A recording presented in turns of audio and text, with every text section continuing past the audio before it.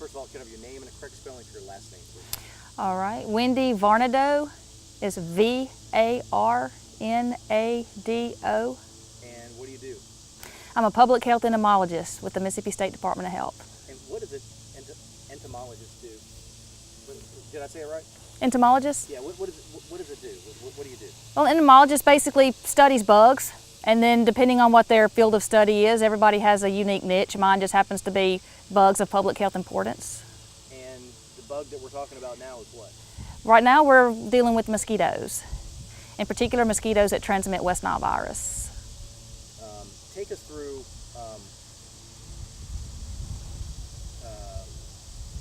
the role that the Department of Health and you play in monitoring for mosquito-borne illnesses like West Nile.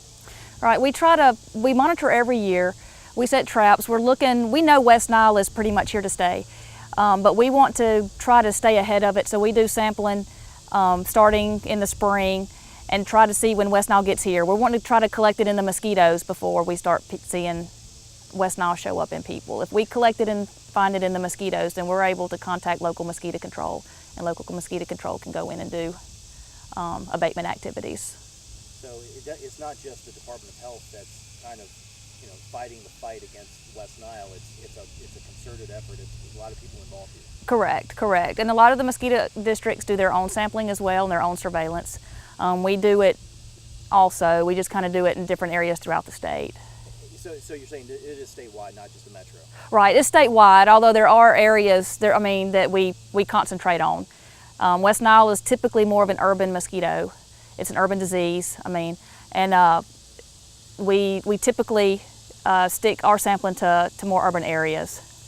Why is it a more urban situation? Because this mosquito loves humans, where humans live, anything about humans. This mosquito, common name, is a southern house mosquito, and it gets that name for a reason. It loves to do anything and everything it can to get inside your home, and it's going to be most likely found breeding in containers around your home. The southern house mosquito, is this the only mosquito that can carry West Nile? Yes, this is the primary mosquito that transmits West Nile. Okay. What other mosquito-borne illnesses are we concerned about besides West Nile right now? We historically have had St. Louis encephalitis in the past. We still see it every now and again. The same mosquito that transmits West Nile also transmits St. Louis. So getting rid of breeding sites for West Nile mosquitoes, you're in a sense getting rid of breeding sites for St. Louis mosquitoes. That's me, sorry. Okay, sorry. Okay, so to take us through the process, how does the Department of Health, how do you as an entomologist monitor mosquitoes in Mississippi? Well, we first go on historical data. We go by previous cases that we've had in the past, human West Nile cases. And we've had West Nile since 2002, so we've got almost 14 years worth of data, of human data that we can use, and we will try to gear our trapping towards those where we see the most human cases show up. Now, and that's typically the most urban areas. West Nile is everywhere throughout the state, so anyone throughout the state is at risk getting West Nile. So when you have all of the historical data, and you're seeing that it is a more urban disease that people get, or in the urban areas, then the people in rural areas get West Nile, according to the data. Yes, they do. Of course, we cannot know where anybody actually got bit by the mosquito that gave them West Nile. We don't know if that person was at home or not. But we do have folks that live in rural areas that test positive for West Nile virus. How much of a concern is this battle for the department?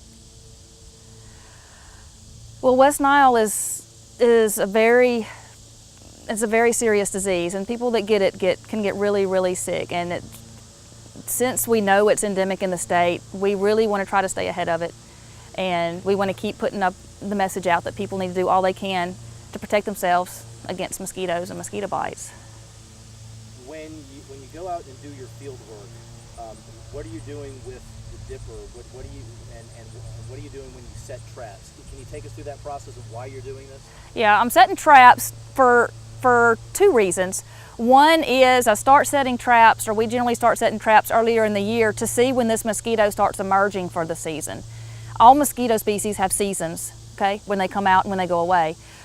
We start seeing this mosquito pop out, you know, around May or so. So we're looking to see when the mosquito comes out, when its numbers are peaking. We're looking for abundance in this particular mosquito.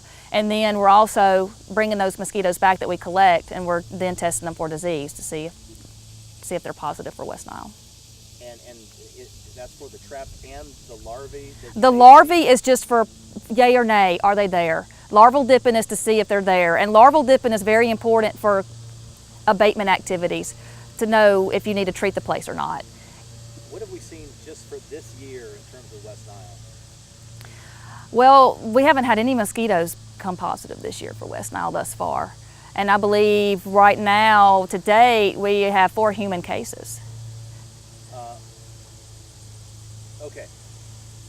Then the people that do contract the West Nile virus and that are the 4 human cases for this year, then that does come from mosquitoes, from a mosquito bite, right? Right. But in the testing that you've done, or the department has done, Right. hasn't been detected. We haven't seen it, and it's just that we can't be everywhere throughout every area of the state, and so we test, like I said, we cover the areas where we've seen the most activity in the past, or areas where, you know, it looks like. Is that normal though? Is what normal? To not detect it when you go out and monitor the mosquitoes? Generally, it's easier to detect it before people start getting it in the most urban areas, because there's just so many more mosquitoes to collect. Our chances of picking it up just increase so much greatly. It's a lot easier for us to do that. So is this an indicator of West Nile getting worse or better? Well, West Nile, in all honesty, if you look at the historical, it really is kind of up and down. You see peaks and you see valleys in it. It's kind of cyclical, and you'll just have up years and down years. What about the efforts by the local cities, counties, for mosquito control? Yeah. Do you think not being able to detect it up to this point in the year says anything about the job that they're doing to control the mosquitoes? No, they're doing. Both of those together. No, they're all. I mean, the local districts, local mosquito, you know, control folks, they're always doing what they can to combat mosquitoes. They don't base what they do on our data. They're constantly doing routine mosquito control, routine larviciding, things to make to reduce the mosquito numbers in general. We're always going to have this mosquito, and you should always be doing your best to eliminate it. We're not going to talk about Zika. Yeah. It's been in the headlines, and that's where a lot of people will focus their attention from, whenever the news cycle comes around. Yeah. But it seems that West Nile gets to be put on the back burner Yes. in terms of the public perception. Right. What are your thoughts on that? Well, it's true, and West Nile is here. I mean, it's in your backyard. There's West Nile transmission going on as we speak between mosquitoes and bird populations. So West Nile is actively circulating right now. We currently have human cases of West Nile this season. So it's best to be worried about, for sure, diseases that you know are occurring and circulating right here and right now where you live.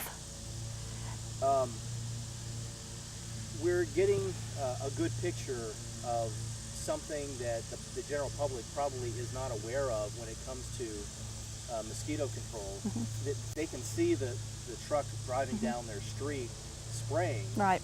but they don't necessarily see the efforts of the Department of Health going out and actually checking and monitoring and keeping a good eye on the situation. In a way, do you feel like you're almost like a guardian for people? A guardian for people. Well, yeah, I don't know about a guardian for people, but you know, we definitely want to do the best we can to pick up on something and find it before it starts affecting people.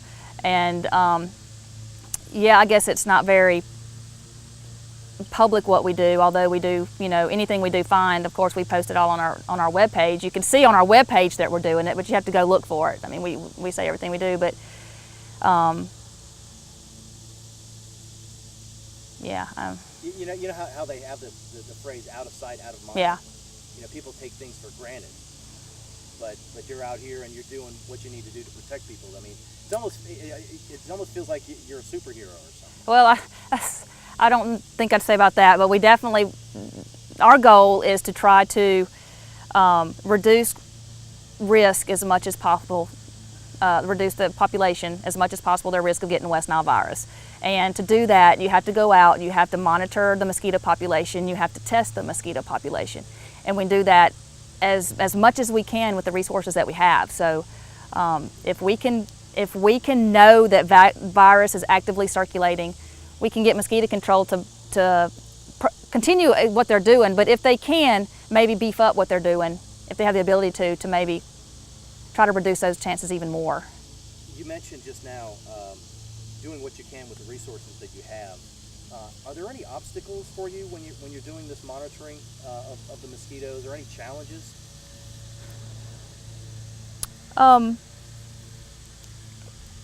Well, it's just,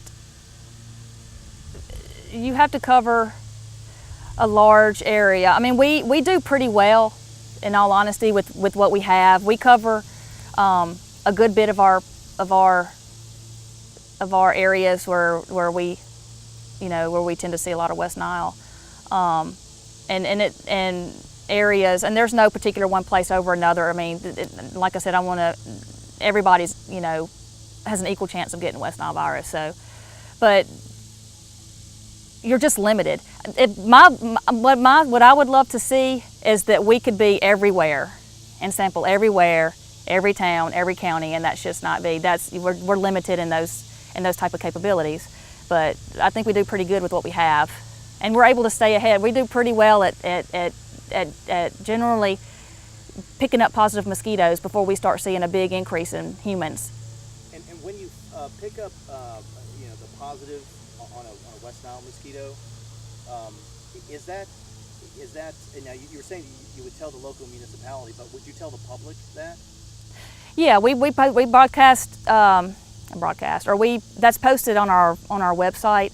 I know, and I'm gonna be honest with you, I don't remember. You have to ask Leah. Yeah, sure, because where I'm going here is that it seems that whenever there's a West Nile case, yes, if someone actually contracts it, yes, we know about it. Yes. But if it's in the area, or if it's been tested, and someone says, hey, we just tested these mosquitoes, they have it, people should be extra careful now. I don't know if we hear too much about that. Well, do you agree or disagree? Well, it's kind of a catch-22. This is my thinking. We definitely, I know we put that information on our website. My biggest thing is I don't want people to get this notion that, oh, it's there, it's not here. I'm not saying I don't want, everybody should be vigilant at all times with personal protection and eliminating mosquitoes around their home. I don't want people to have a false sense of security because they think that it's not in their area. You got a question? Thank you. Sure.